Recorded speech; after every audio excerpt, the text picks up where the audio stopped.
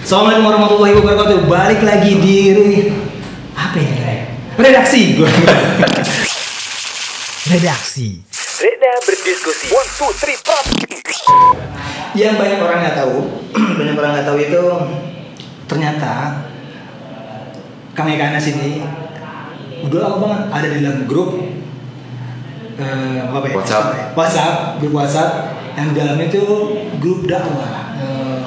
Ternyata kalau Anas tuh minat kepada Islam itu besar. Ada 4 gue liat.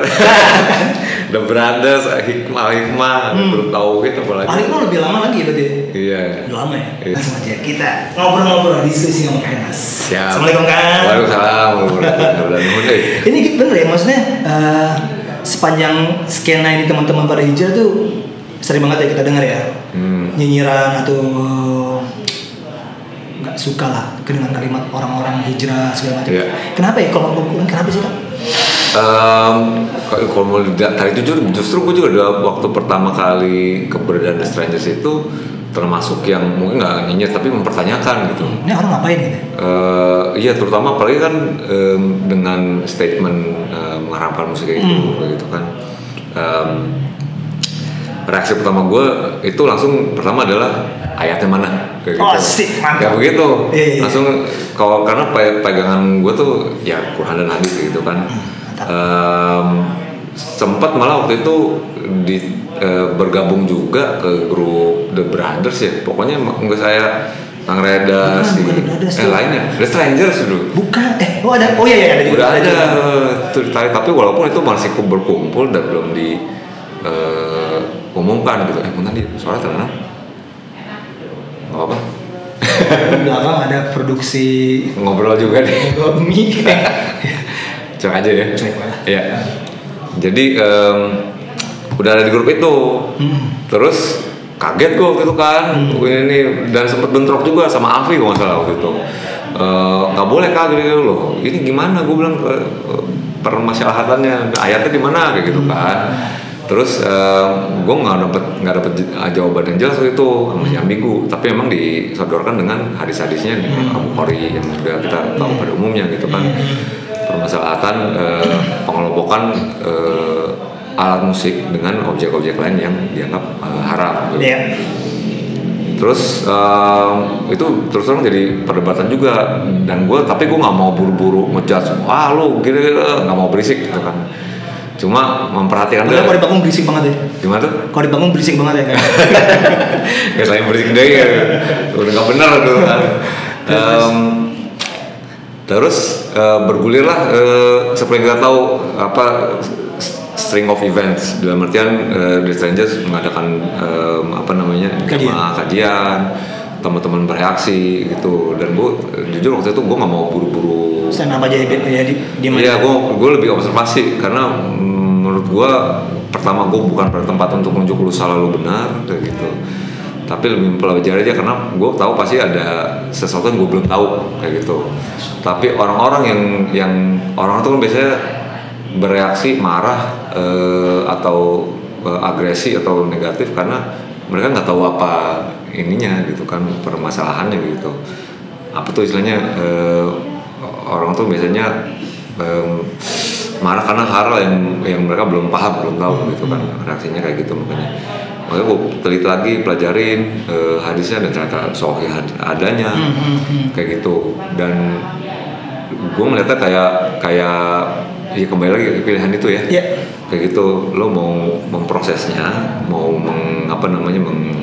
sekedar tahu menerimanya memilih untuk menerima atau bukan menolak juga tapi ya mengakui aja kayak begitu kebanyakan teman-teman yang mungkin reaksinya reaksinya keras karena pertama itu adalah menyangkut ke masalah penghidupan mereka rezeki kayak tadi kan nafkah kayak gitu berani-beraninya lo mau bilang nafkah gue yang jalanin gue banting tulang segala macam ngeband segala macam lo bilang haram dan diharamkan kayak gitu terus juga kedua pengetahuan itu tadi bahwa ada beberapa hadis yang memang mengharamkan gitu walaupun kita juga nggak bisa maksa lu mau nerima apa enggak termasuk gue mungkin gue nggak serta merta maksud gue apa namanya, ya udah gue ikut, gue mengharapkan gitu nggak juga, tapi mungkin di saat itu gue masih memproses kayak gitu ya. Masih memproses, dan itu berkaitan dengan hidayah. Ada teman-teman yang mungkin hidayahnya belum nyampe mungkin kayak gitu, ke gue juga mungkin hidayah baru sampai sekian kayak gitu. Tapi menyangkut kenapa waktu itu kenapa banyak yang bereaksi keras, ya itu tadi menurut gue itu berkaitan dengan apa namanya, nafkahnya dia dan juga pengetahuannya belum sampai situ. Dan juga ada si yang hijrahnya itu cara penyampaian ke teman-temannya mungkin keras juga kan? Kayak gitu. Jadinya yang harusnya santai sambil ngopi segala macam, tapi ini kayak cekiar gitu. Iya, itu juga yang waktu itu sempat jadi pertimbangan gue juga. Maksud gue tuh percaya dengan penyampaian itu dimulai dari diri sendiri dulu lah, kayak gitu ya. Dan maksudnya mau perbaikan sekeliling, ya kita diri sendiri dulu kayak gitu. Patokan gue tuh ke Rasulullah, di mana dulu diturunkan ayat, ditugaskan sama Allah untuk menyebarkan ayat Islam.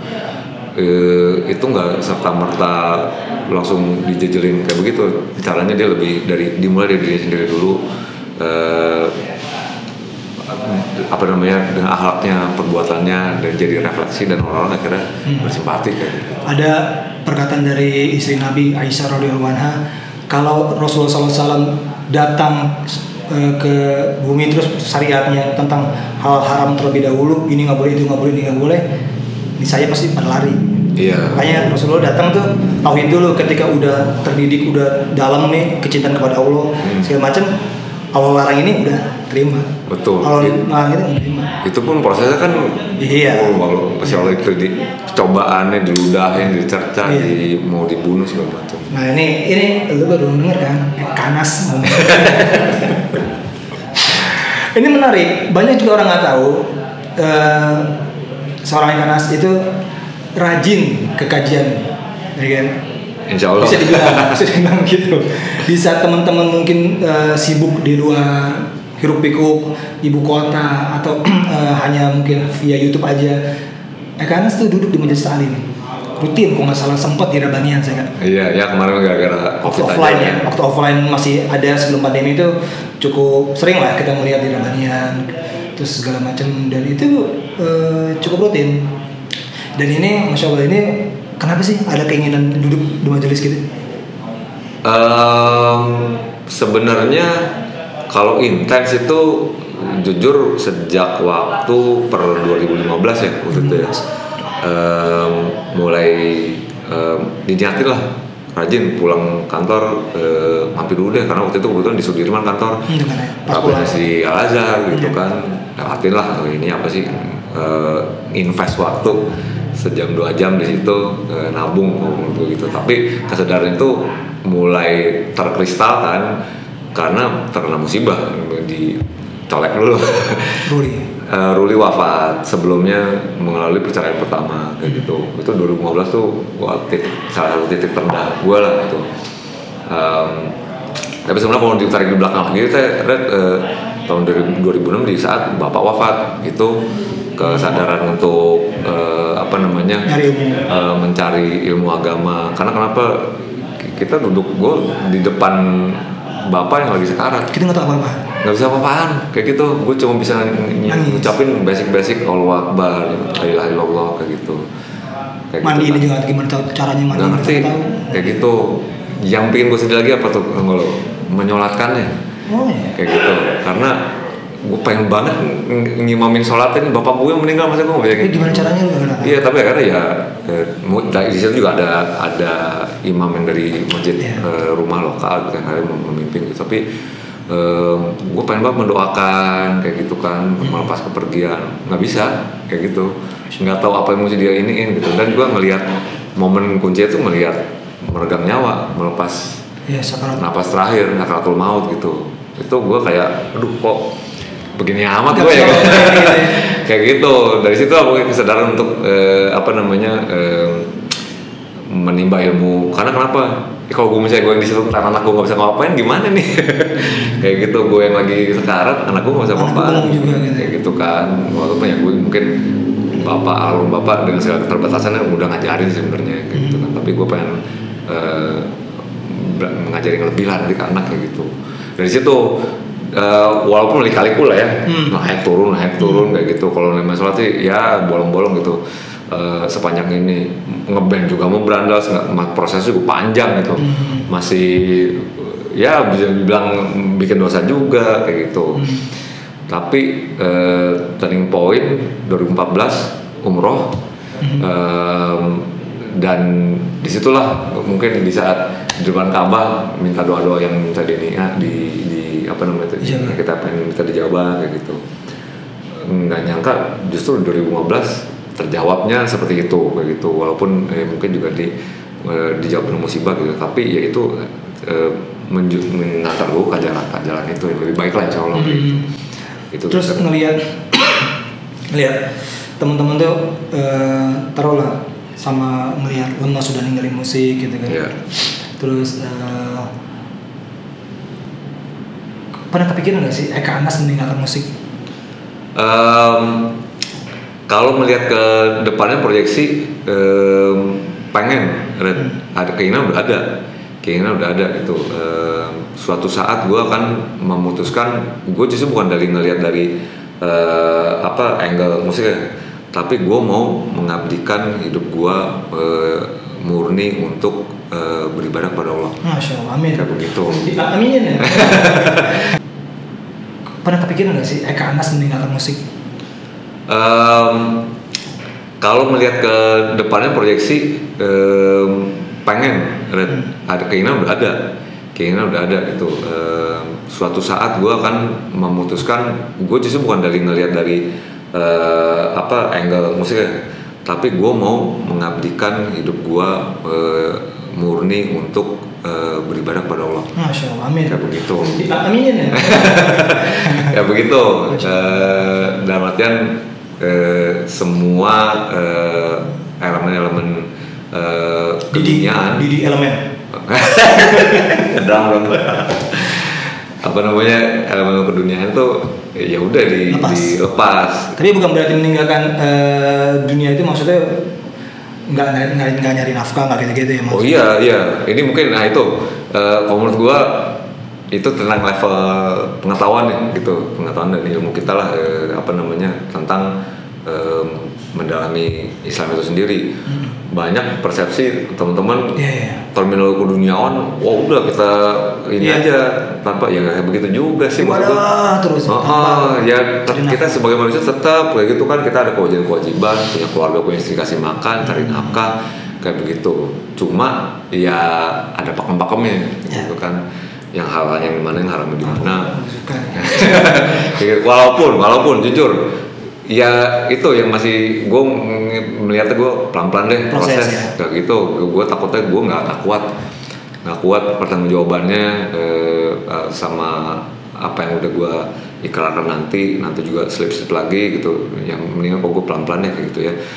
Kerja masih di iklan kayak gitu kan, masih megang klien rokok kayak begitu, walaupun gue udah ngerokok ninggalin sama sekali.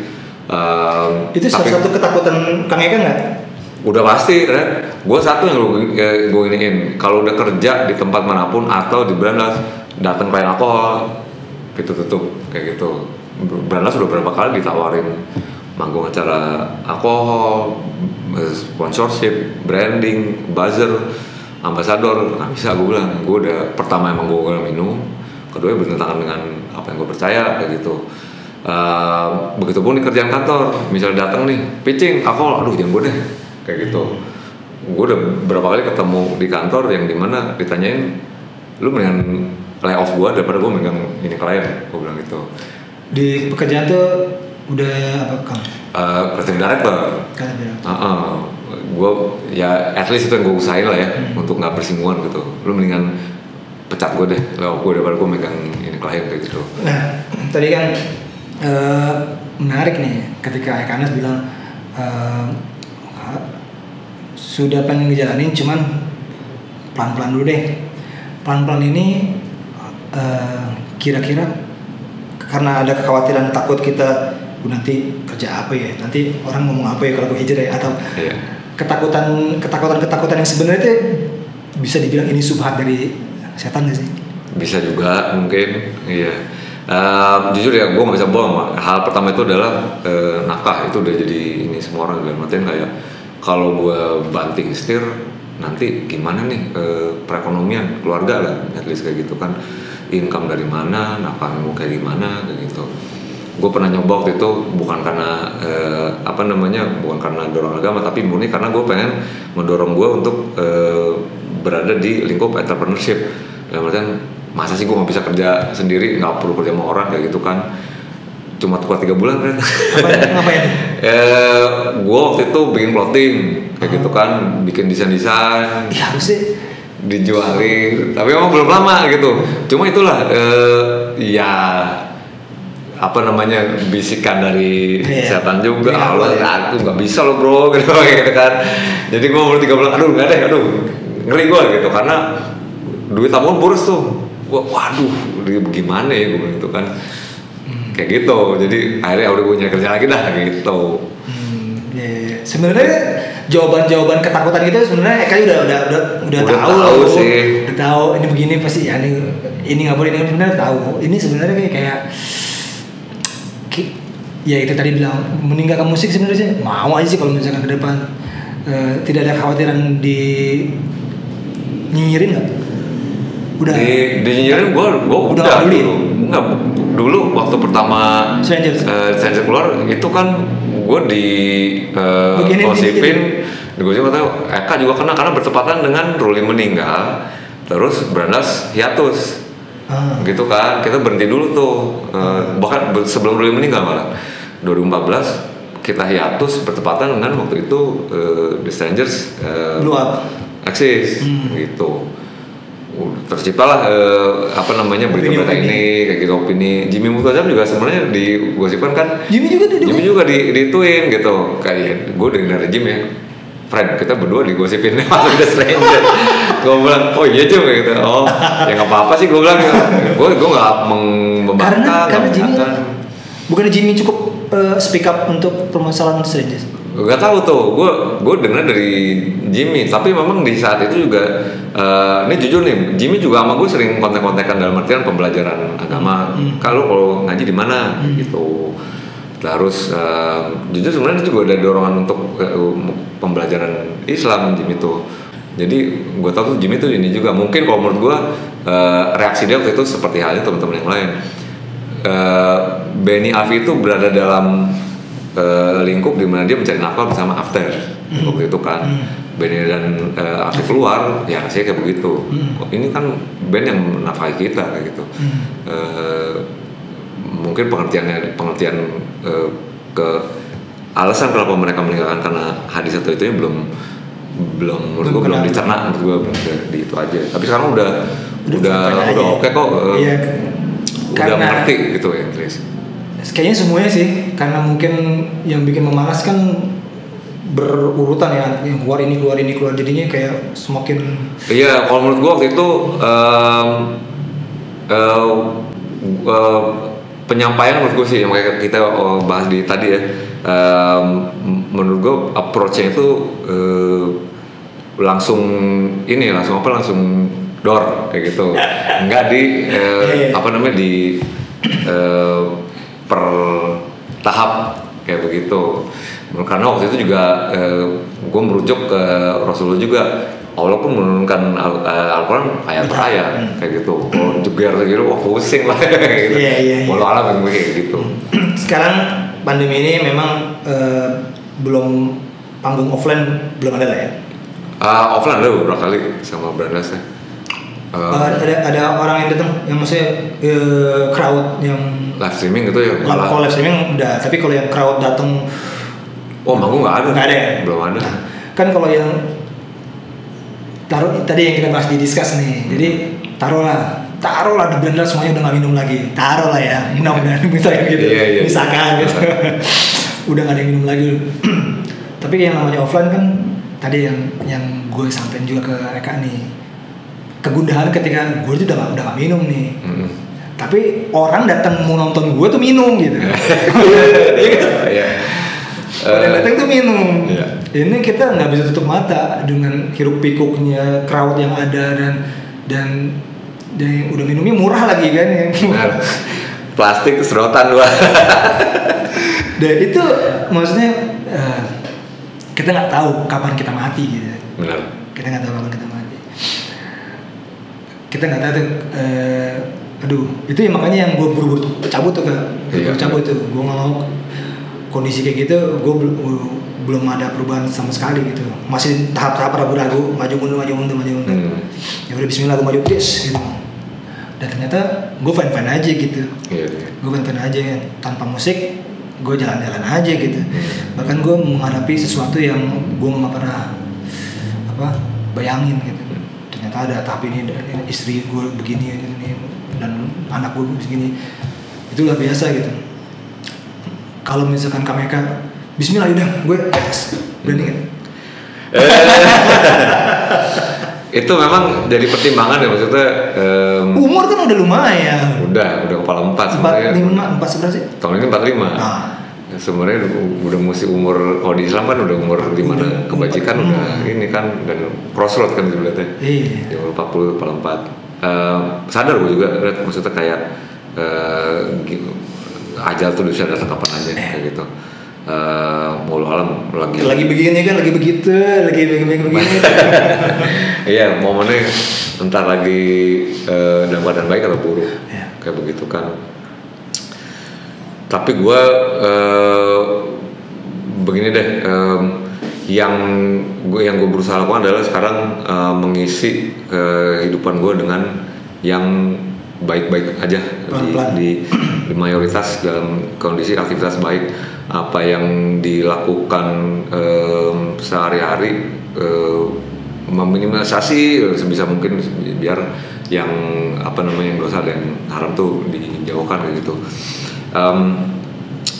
Termasuk berkegiatan di band, gue making sure people know very well kalau gue udah memutuskan sebagai muslim sedang berproses memperbaiki diri di sosial media, di publik kayak begini. Gue udah bilang gue nggak minum, gue nggak ngerokok. Mudah-mudahan sih setiap gue ini udah terbentuk gitu. Bukan untuk image atau ini gimana nih, kayak lagi nongkrong bagi-bagi gini, tapi lo enggak ya gitu, ya udah kasih yang lain kayak gitu. Orang udah tahu kayak gitu. Mudah-mudahan sih itu perlahan. Tapi ditanya udah siap belum sih gua untuk meninggalkan total gitu? Jujur belum. Tapi dari persepsi itu sendiri, bukannya karena bukan musiknya atau karena nyinyiran orang, pandangan orang, tapi lebih ke tanggung jawab gue sama Allah nih, kayak gitu sih. Gue pengen banget lagi mengarahin ke situ, dimana minta tiap sholat gitu tetapkan hati biar nggak terombang-ambing lagi, udah berpaling menatap kepadamu, jadi banyak-banyakin lagi itu dulu. Nanti perlahan-lahan Allah udah tahu niat gue juga bilang mohon kasih saya nafkah penghasilan yang lebih baik dan cara hidup yang lebih benar gitu. Apalagi yang Kang Eka nih terkenal nih di skenanya orang yang taat 5 waktu sholat. Jadi belum juga. Insyaallah 5 waktu. Jadi ya setiap kita ihdina siratal mustaqim kita minta hidayah ya kan. Tunjukilah kami jalan yang lurus. Mudah-mudahan kita semua ya sholatnya benerin dulu nih sholat kita nih.